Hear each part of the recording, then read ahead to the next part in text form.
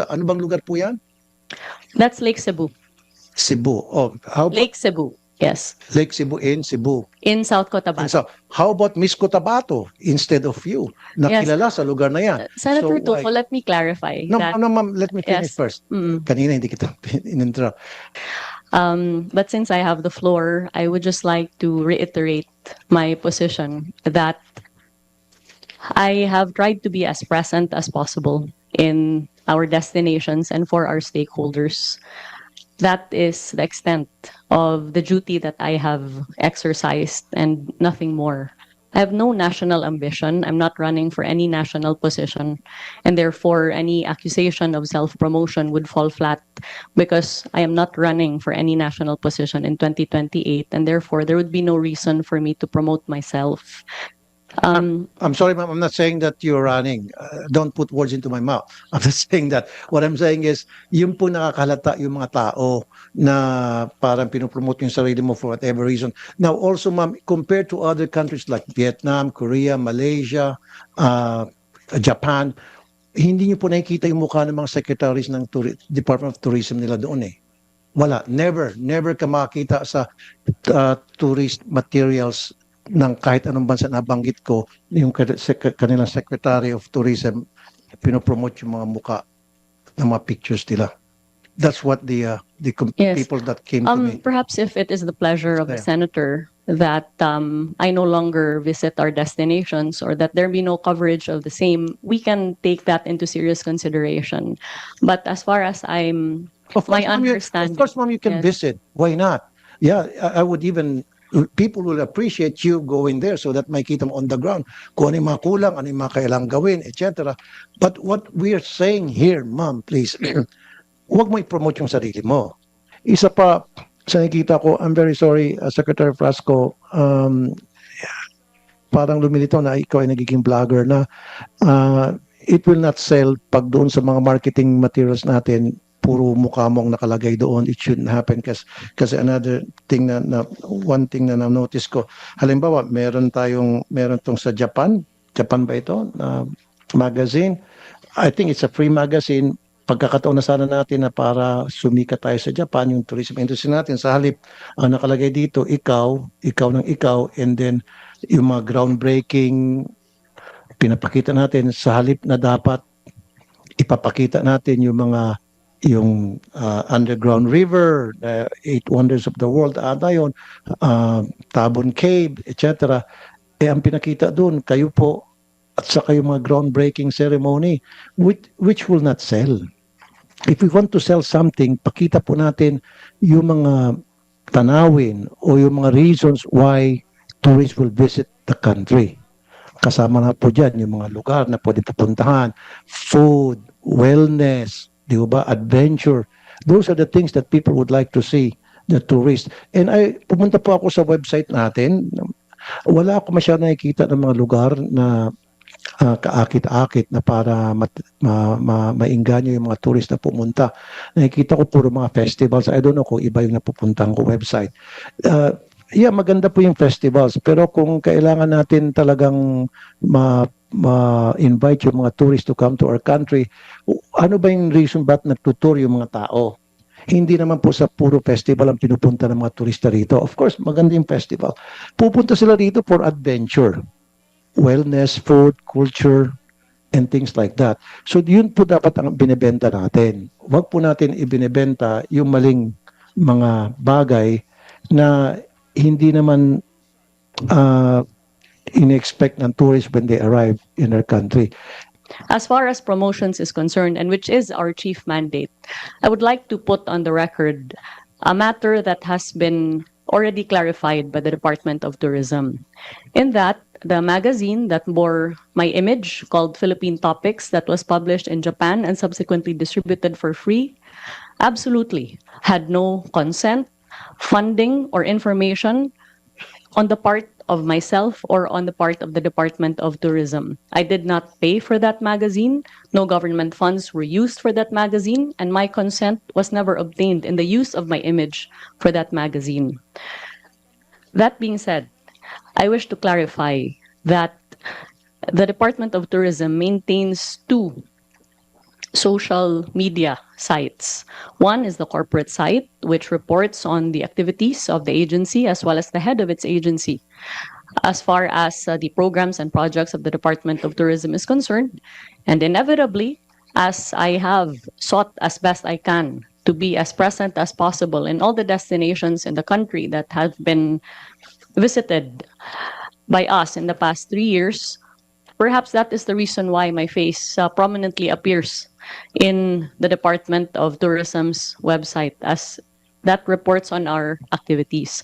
On the other hand, there is a marketing platform of the DOT that reports on all of the destinations and markets all of the destinations in conjunction as well with the sites of the Tourism Promotions Board. So we wish to assure this committee that the Department of Tourism has worked as hard as it could as far as promotions is concerned and has advocated as fiercely as possible as far as matters that can help or harm Philippine tourism but are simply not entirely within the mandate of the DOT. Thank you. Mr. Chair, yeah, thank you for that clarification, Secretary Frasco. You did say that you never give your consent to this magazine, Japanese magazine, for your picture to be featured in this magazine, free magazine. So what did you do after you learned that they use your picture, your image, and all, and even some items here that describes who you are? So how did they know who you are without you or some of your people telling them? And what did you do after you've learned, for example, if it's really true what you're saying, that they were using your pictures without their consent? Did you do anything? Yes, definitely, Mr. Senator. An immediate investigation was conducted upon my directive, and this is how we were able to find out that Philippine Topics magazine had sought permission to cover the Philippine Expo pavilion in Japan. This was during the launch of the Philippine National Day of the country in Osaka Expo. And so they were given access to cover the Philippine National Day in Osaka. And my understanding is that the photo that was used as cover for the magazine was lifted from the coverage of that particular event. And the contents of the magazine are all lifted content. These are not the product of interviews that were conducted by them towards me, as there was never any. Therefore, after having learned that they were given access to the Osaka Expo, a demand letter had then been sent to Philippine Topics. First, to establish for the record that the magazine was in no way a directive or an editorial decision on the part of the DOT, and that no government funds were used in the publication Yes, of the ma'am. I magazine. understand that. So since may pag-amin po sa inyo na walang authority or you did not authorize them to use your pictures in this magazine, so para makabawi sila, bakit hindi niyo lang po kontakin ulit sila this time around with your authorization na mag-publish tayo ng mga magagandang tanawin sa Pilipinas, who we are, and what are the places that they can go. It's free anyway, you said, right? So why not contact them? Parang quits na tayo. Sige, nilagay nyo kami dyan ng walang paalam. Ngayon naman, may paalam na kayo, pero itong ilalagay nyo. So we will dictate to them what we want published in their magazine since it's free. Why don't we do that? Kasi mataas ang circulations nito, I would suppose, because it's a free magazine. At maganda, glossy to magazine na ito. So why don't we take advantage of that? My and also, understanding- ma'am, huwag ka magalit, ano? Kasi marami na akong natatanggap ng mga, feedback from other people na pagdating sa promotions, dapat ang pinopromote yung lugar, hindi dapat yung tao. Iwas tayo dun sa personality. We have to promote yung mga pupuntang lugar. Like I said, yung underground river sa Palawan, I think it's 8 wonders of the world ata. Is that considered? Tabon Cave, so many other places that we can feature na maingganyo po yung mga tourists to come over to our country. At i-minimize po natin yung mga festival. Okay, festivals, good. But the tourists will not come to the Philippines because of the festival. They come to the Philippines because of our beaches, the adventure that they can take advantage of, yung mga diving sites, etc. So nakita ko kasi sa isang website ng Philippine Tourism natin, puro mga festival. Kung akong turista, ba't ako pupunta? Ayoko ng festival eh. Of course, may mga tao gusto ng festivals. Di ba? Pupunta sila. Mga tiatihan, kung ano-ano pa dyan. Sidulog. But hindi po magbebenta sa mga tourist dyan. Ang magbebenta sa mga tourist, yung adventure, wellness, food, etc. Yun ang po advice ko. So lastly, dito po, sige, para makabawi naman tong magazine na ito, balikan nyo sila, sabi mo, this time, authorized na namin, ito yung mga magandang tanawin na pwedeng pumunta, i-promote nyo ito. Can you do that? Senator, unang-una po, hindi po ako nagagalit, nagtatrabaho lang po ako. Kaya siguro kaya po grabe po yung atake sa akin kaya hindi naman ako nagagalit, hindi na ako sumasagot, no. But I just wish to make clear na yung background ko po ay naging mayor po ako dun sa Cebu. Kaya yung manner, yung urgency, yung presence ng pagtatrabaho, ayun po yung background Okay, ko. yes ma'am. Hindi po ako sanay na magtrabaho sa loob lamang po ng opisina. Nandyan po ako on the ground. In less than 3 years po, nabisita na po natin yung lahat ng rehiyon ng Pilipinas and around 75% of all the 83 provinces of the Philippines. I agree with you ma'am, totally. Yeah. Hardworking po kayo. Now, sabi niyo po, yung sa magazine, wala pong consent niyo, ilagay mukha niyo. How about dito po sa mga airport sa Cebu? Nandito po yung mukha niyo, welcoming the tourists That's actually not an airport in Cebu. That, I believe, is in Boracay. in Boracay. Yes. So instead po ng picture, like I said, Yes, nothing yes. personal with you, mama. Instead na, sabi ko kanina, personality, ba't di na lang tayo maglalagay ng mga lugar na pwedeng puntahan na para, like I said kanina, for the end time, maingganyo yung mga tao na, sige, pupunta ko, ang ganda niyan. Di ba parang sa ibang lugar, tulad sa Dubai, if I go to other countries, sa airport pa lang nila, may kita mo na sa walls yung mga lugar na pwede pupuntahan na you're being invited to go to that place. In this case, yan po ba, may authorization po kayo na ilagay yung picture niyo dyan? Senator Tulfo, I'm really glad that you brought this up because earlier you talked about the 5 lines that people are supposed to take before they can enter Boracay Island. That's in relation to this particular situation. So this matter was brought to us as far as the 1.5 hours of waiting time before you can go into Boracay. Considering that the port is being operated by the provincial government of Aklan, we then, as far back as 2 years ago, approached the governor as well as the mayor to provide guidance as far as how they can improve the tourist experience in Boracay. This then resulted in a public-private partnership between the private sector as well as the provincial government of Aklan to introduce an electronic system that would improve those lines, reduce the number of lines from 5 to 2 or 3, I believe, and reduce the waiting time from around 1.5 hours to much less than that. As I recall, the product of the PPP was launched last year. And I'm told that this tarpaulin was put up because I was supposed to have arrived at the inauguration of this PPP project. But another urgent matter came up here in Manila, and hence I was not able to attend. That is the reason why that welcome tarpaulin is there. But I did not direct the putting up of that tarpaulin, but the reason why it's there is because they put it up as a welcome sign at the launch of that PPP project to improve the ticketing of Boracay. Nonetheless, when this matter was brought to light, we actually already ordered all of our regional offices, including Region 6, to take down any offending material, as the case may be, or any material that bears my image. But at the end of the day, I believe that this is a matter of visibility and performance.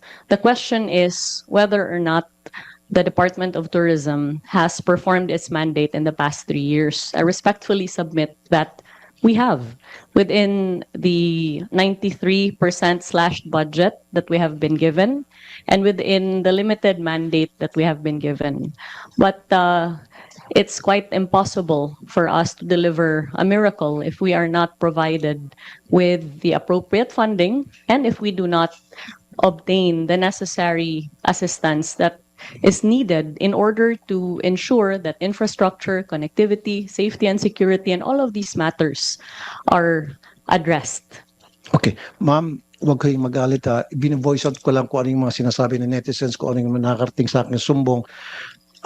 Now, sabi niyo po, yung sa Korea, wala kayong authorization doon, maging sa airport, may authorization ba kayo na para ilagay yung picture niyo? And then isa pa po, meron ditong promotion na kayo po'y nakasakay sa bangka and you're promoting the Philippines at kayo po'y nakadamit ng mga bulaklakin at sa Lake Cebu ba ito? Ito ba'y walang authorization nyo rin na ilalagay po yung mukha nyo dun sa cover ng magazine na kayo po'y nakabihis at parang nag-invite ng mga tourist?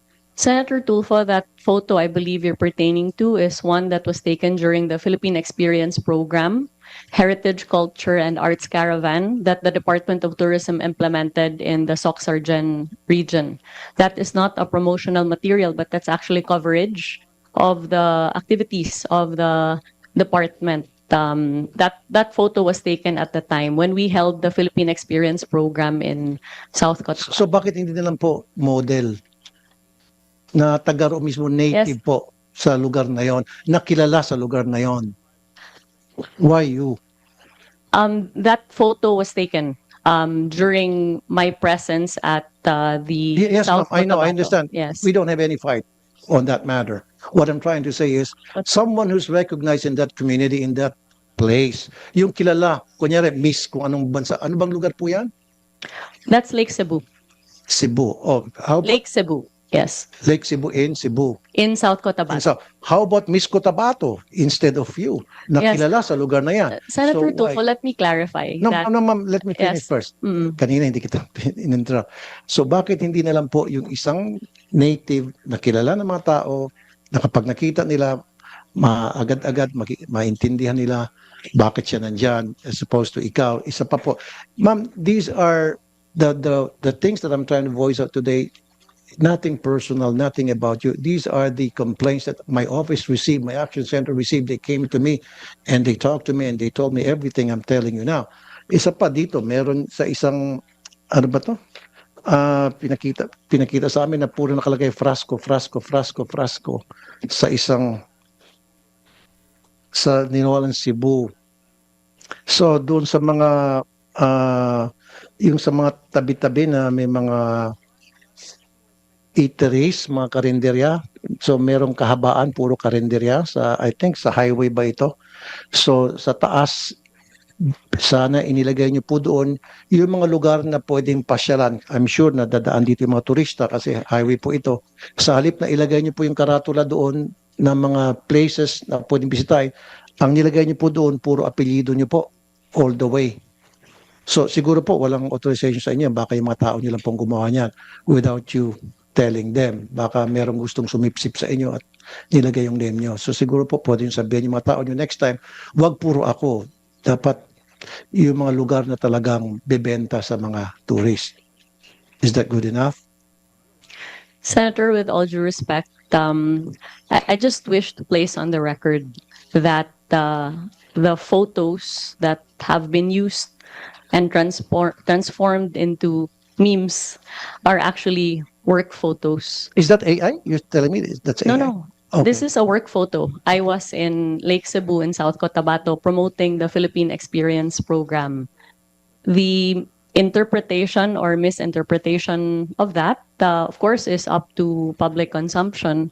But we have all the documentation to prove that my presence there was a legitimate one, and it was to help the destination as far as crafting of tourism packages, tourism circuits, building up of attention for the destination in conjunction with our tourism stakeholders. I'm not saying, Mom, that your presence there is not legit. Okay? What I'm saying is, yung presence mo doon, yung sa picture na yan, it doesn't fit in sa taste ng mga Pilipino na nakakita po niyan. Kaya nga po, binabash po kayo. Hanggang sa pumunta po sila sa action center ko para magreklamo. Nung malaman nila magkakaroon ng hearing ng ganito, they came to my office and they told me na ito yung baka pwede may parating sa Department of Tourism. That's why I'm trying to voice it out today here in the hearing. Okay. So, kasi ang nangyari, ma'am, ang dating daw sa kanila, parang pinopromote mo yung sarili mo versus dapat yung Pilipinas ang pinopromote mo o yung mga probinsya ang pinopromote mo versus you're promoting yourself. Yun po yung dating sa mga tao. Hindi po sa akin yun, ha? That's not from me, from them. So ang dating po sa mga tao na you're trying to promote yourself. So maybe we have to refrain from doing that. We can use model siguro. Di ba? Like I said, yan sabi mo sa Cotabato ba yan? Saan lugar yan? South Cotabato. Then let's use Miss South Cotabato as the model or a native South Cotabato. Ano ba yung pinaka-native dyan sa Cotabato? Yung mga indigenous people in Cotabato. Much better versus kayo po. Yun po yung pinopoint out ng mga lumapit po sa akin. Mr. Chair, gusto magsalita si Ms. Rasco? Sec, you want to respond? Yes, I completely hear you, Senator, and I'm grateful that you have brought these matters to light. But since I have the floor, I would just like to reiterate my position that I have tried to be as present as possible in our destinations and for our stakeholders. That is the extent of the duty that I have exercised and nothing more. I have no national ambition. I'm not running for any national position.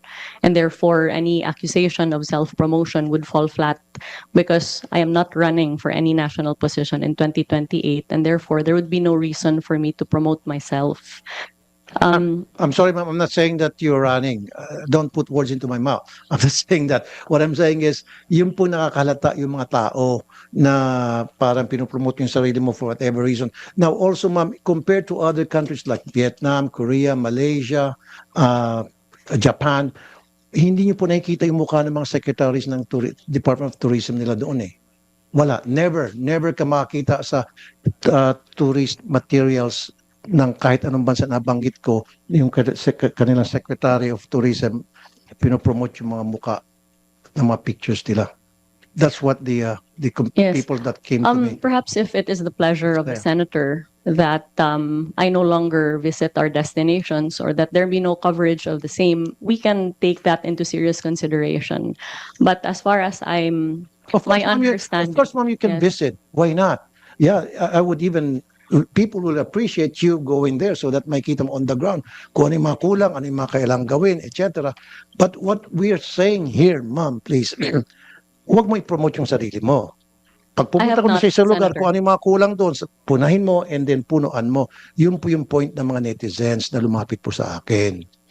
Okay? It has nothing to do about you. It has something to do na may problema at sinasabi na kung ano yung problema na dapat punuan natin ngayon.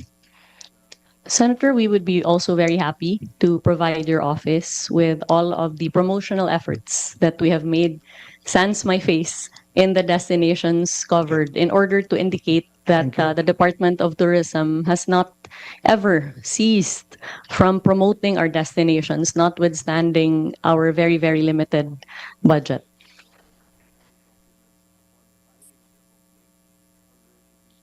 Yes, Ms. Rasco, is it about regarding this topic? Can I just get back to you? I just want to finish first yung po sa airfare because this is one of the more important matters that we have to resolve during this hearing. Get back to you. In fact, I invited you because of the article in the Inquirer because we need your feedbacks on what are the things that are probably before we let Secretary Cristina Frasco go, no, the chair would like to find out also what are the problems, no, that are the tourists would encounter in the country, no. Aside from, of course, you are doing your best to promote the country, marketing, kahit na po niya kinap yung budget niya to 100 from 1 billion to 100 million. I mean, compared to other countries, that's very small. But still, we would like to find out later doon. No? Just like, Senator Tulfo, balikan ko lang po yung ano, no? With your indulgence.